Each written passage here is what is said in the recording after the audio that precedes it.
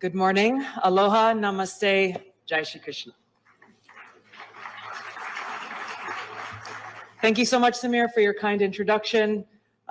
He is running a very tight ship here. I want to thank all of you for making the time to come and join us this morning as we kick off this day of critical and constructive dialogue.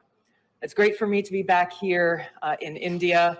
It's been too long, but it's always such a wonderful and warm experience knowing the rich history of this country and the vibrant democracy that really serves as the foundation for the special bond that has long existed between our two countries. I wanted to start our conversation today by greeting you with Aloha and Namaste, because contrary to popular belief, these words are not just greetings. They actually both have very deep, spiritual, powerful meaning that for me personally have been at the core and heart of my life, and are what I hope will inspire meaningful dialogue and conversations here at Raisina. When we greet each other with Aloha and Namaste, what it really means is I'm coming to you and greeting you with respect. It is a recognition of the eternal divine spirit that exists within each of our hearts.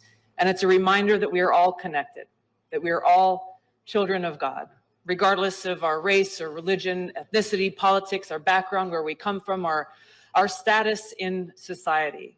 By greeting us in this manner, we are opening the door to have a much more meaningful and deeper exchange that gets past the divisiveness and the partisanship that too often poisons the conversations that we have. It's a critical reminder that what we share in common is far more powerful than that which sets us apart. It's great to be back here in India, and I especially want to thank Prime Minister Modi for the invitation to come here to get together with new friends, to greet old friends here from across the Indo-Pacific region and from around the world. I leave right after our dialogue here to head back to Washington, D.C., but it's been a constructive few days where I've been engaging with our Indian counterparts, working to continue to build off of the momentum that was created by President Trump and Prime Minister Modi's joint statement issued in Washington, D.C. after their Oval Office meeting. The partnership between our two countries has been strong for decades, and under the leadership of two great leaders and true great friends, President Trump and Prime Minister Modi, and rooted in our shared values of peace and freedom, security and prosperity, I'm confident that this partnership and friendship between our two nations and our leaders will continue to grow and strengthen. I'm grateful to be here with all of you because these gatherings are so important, because they give us the opportunity to come together and actually engage in direct dialogue and conversation around some of the most timely and pressing issues that face us all. The theme of this conference couldn't be better: people, peace, and planet, highlighting these fundamental aspirations that unite us. It's the foundation that prosperity, security, and freedom rest. If we are not at peace, we cannot be truly prosperous, secure, or free. And so today, our actions, our dialogue, the reaffirmation of our commitments to these principles, to one another and our partnerships, and our shared vision for the future provide us with the opportunity to build more meaningful relationships and work together as we leave this conference towards the interests of the people, to protect our planet and to further the cause of peace. I'm a child of the Pacific. I was born and raised, first born in American Samoa, raised in Hawaii. I've spent a lot of time throughout my life traveling throughout the Indo-Pacific and working in many different countries. So I'm very familiar with the rich and beautiful cultures, the kindness and hospitality that I've experienced everywhere I've gone, and the rich history within each country that leads to a better understanding of the nuance and complexities that exist within these countries, but also within the relationships in the region.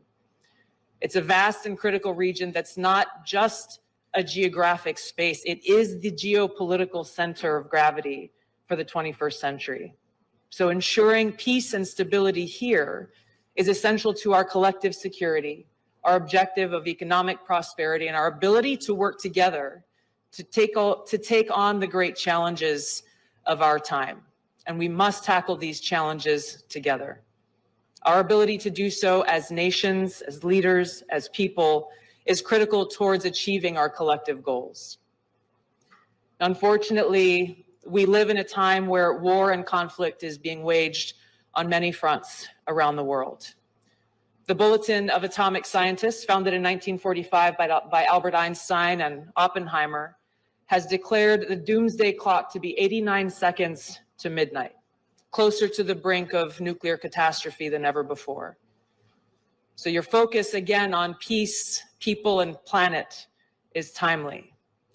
It is times like this that call on leaders to stand up for these interests that affect us all and will affect generations who will follow.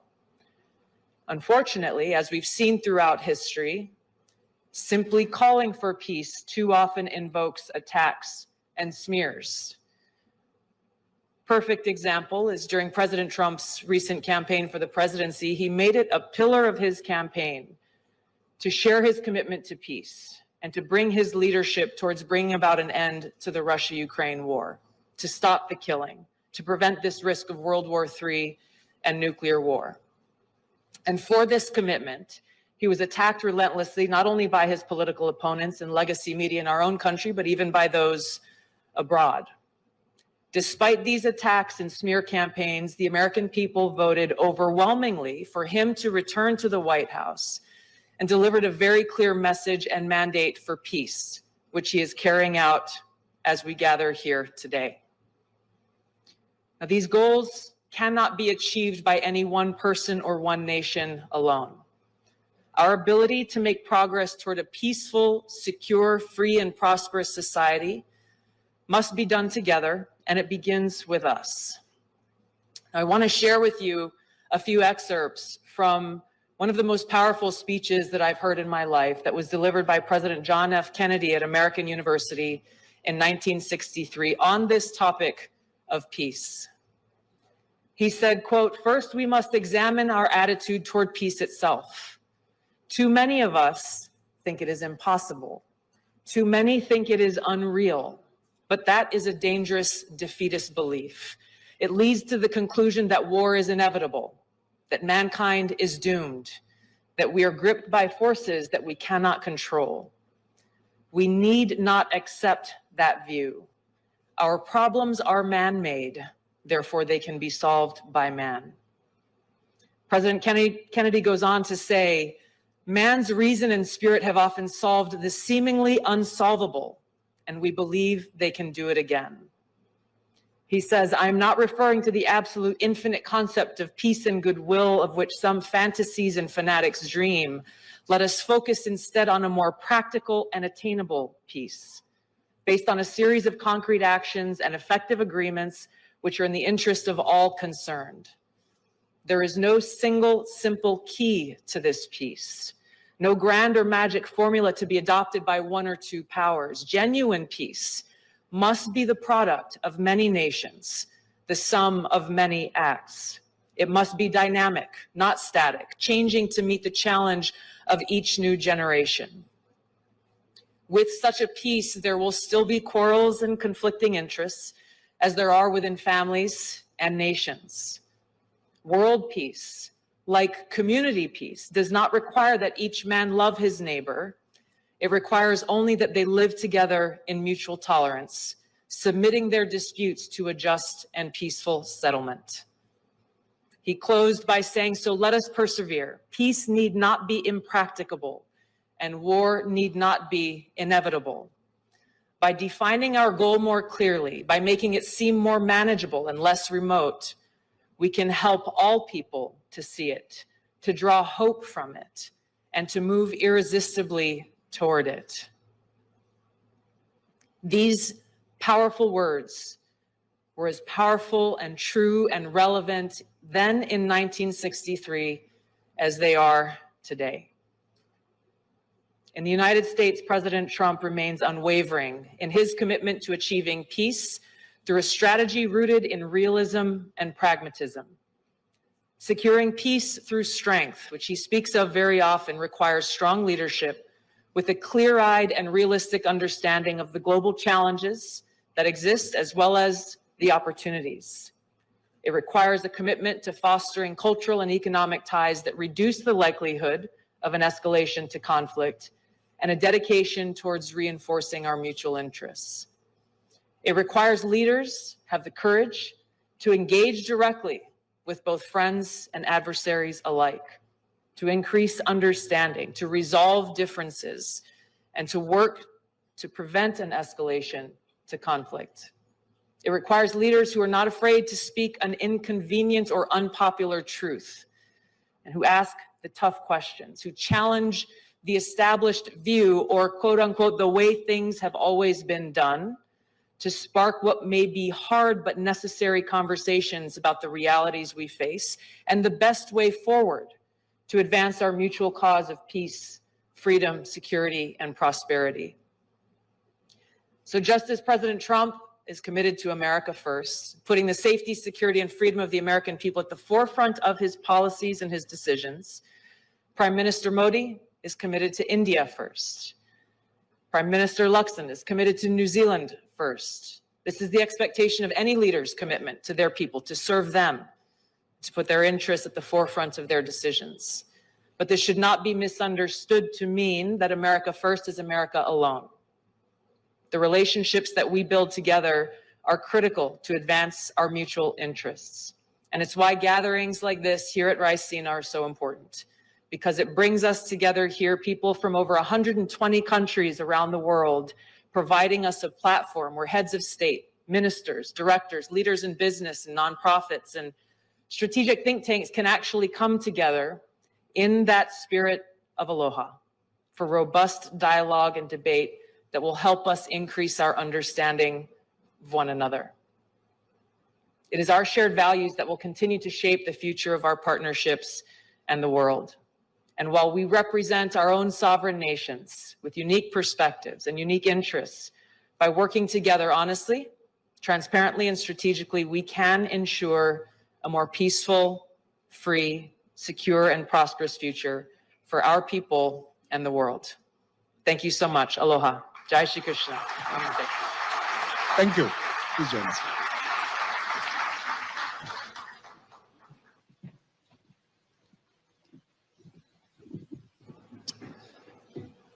Director, I'm going to dive into your speech and ask you a few questions. And I know we have only, say, 10 minutes or so. So I'm going to ask you a few quick questions to expand on some of our own discussions in this city and many other parts of the world, but also some of the things you mentioned here. So first, I think for the benefit of those in India, the global south, and those who have normally understood what's happening in America from the lens of the big newspapers and big channels, one of the biggest political comebacks, the re-election of President Trump, what does it really mean in terms of American politics? What is really happening? What was the phenomena or the process that resulted in this outcome? You know, first of all, in American politics, too often our politics is reduced to one party versus another party. I know we're not alone in this, but what was really unique, and it was an incredible experience to be a part of, was to see those barriers broken down just through the course of President Trump's campaign, where rather than taking the approach of being exclusive, you're on my team or you're on the other guy's team, he welcomed people both in the campaign and, as you've seen, in the cabinet, people who don't necessarily agree with President Trump on every issue or not of the same party, but understanding that when we come together around our shared mission of service to the American people, and how can we make their lives better? How can we achieve those goals and objectives that I outlined in my remarks? Then we have the capacity to really make big, significant, positive change that once again is focused on the most important people, which is the people of our country. Mm-hmm. And bringing that focus of the government back to what everyone who works in public service should begin their day with, the mindset of, what can I do in my role, in my job, whether you're a civil servant or you're an elected official, is how can I best be of service? And I think this is what made his victory possible. Against all odds, against all of the attacks. As you said, it was a historic comeback story. And I think you see this in his laser-like focus every day in delivering results and solving problems and challenging our own internal norms to make sure that those in government are actually serving the people. But there is certainly questions in some parts of the world that does it really mean it's an America going into its shell, the island America? How do you respond to those questions that I'm sure you would be faced with as well when you through your travels through the Indo-Pacific? It just speaks to a lack of understanding that for us to have a president who is America first, who puts the interests of the American people first, should not at all be mistaken or concluded to be a president who doesn't understand the importance of the relationships with other countries and wherever possible to work together towards shared interests. So it's a common misconception, once again, that those who call for peace, as President Trump has, that somehow that is automatically equated to being, well, if you stand for peace, then you must be an isolationist.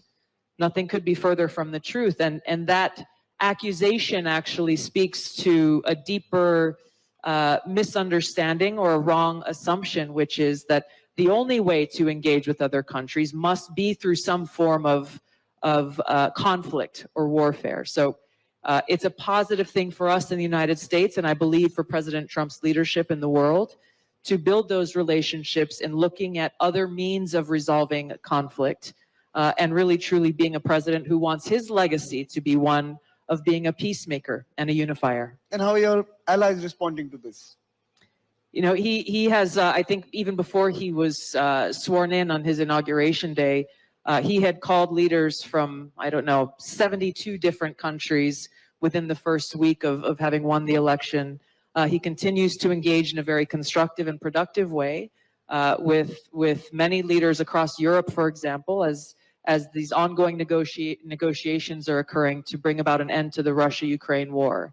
So the warnings that were delivered very loudly within our own media that somehow President Trump would be shunned and that no one would be interested in working with him, the absolute opposite has proven true. So on that particular point, in the first term of President Trump, we saw the re-energization of the Quad. We saw a new energy in the India-US partnership. And to be fair, all presidents have contributed to this relationship that has evolved over the last 20 years. But he certainly changed, in some sense, the strategic direction of the partnership. What should the thinkers and the watchers expect in the second term? The India-US relationship, the evolution of the Quad, where is it headed? The Indo-Pacific, more specifically.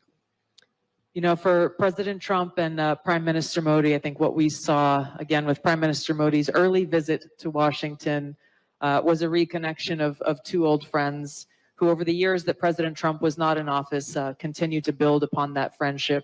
Obviously, that's a personal friendship, but it's one that is indicative of their approach to leadership and their priorities of listening to the needs of their respective people and setting policy and taking action towards serving their best interests.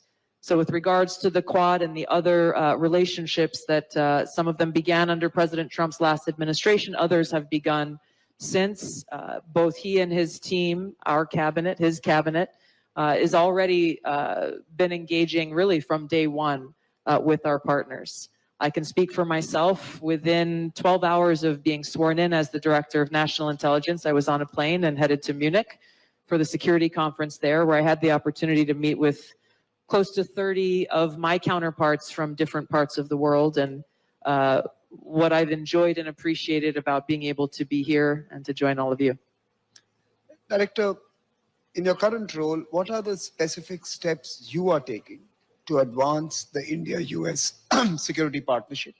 And what should we be doing together and in the region to respond to what's happening today? Well, this is what I've gained just from spending the last few days here, is being able to sit across the table from my Indian counterparts and to hear directly from them about the very serious concerns that you have here for your own security interests, and to be able to look for those opportunities where we can build off of what is already a very strong partnership that has gone on for quite some time, and again, take advantage of the new administration coming in to pick up that momentum and find those other opportunities from an intelligence sharing standpoint, knowing that in our role, our responsibility is to make sure that we are providing the best, timely, and relevant intelligence reporting to our leadership so that they can make the best informed decisions, but obviously strengthening our security partnership, our economic partnership that President Trump and Prime Minister Modi really laid out in their compact statement when Prime Minister Modi was in Washington, D.C. I think there's huge opportunity for continued growth and continued investment in our mutual interests. Including a focus on emerging technologies and the frontier tech areas? Absolutely. It's impossible to have a conversation about both the challenges and opportunities we face without focusing on the very quickly evolving cybersecurity needs, the vulnerabilities that exist, and the need to maximize emerging tech and AI and other capabilities to strengthen our security interests. No, we are nearly out of time because I know you have to have your wheels up soon. But on a more fun side, what did you do in the last 2-3 days? A cultural experience, something interesting that you did in Delhi in the last 2-3 days? I ate some great food. No, I had a chance the last time I was here. I spent almost 3 weeks here and had a chance to visit, I think, 7 different states. And as a practicing Hindu, I took a few days at the end of the trip and went on a pilgrimage to visit some holy sites here. This trip was very short, 2.5 days. And I spent all that time meeting with leaders in the Indian government, Prime Minister Modi, and of course our great team here at the US Embassy who's representing us very well. But Director, let me just tell you what one of my friends in Europe mentioned to me, that even a business visit to India is a cultural experience. It's wonderful. So thank you very much for joining us. Please Thank join you me very in much. applauding Thank you, everybody. the Director. Aloha.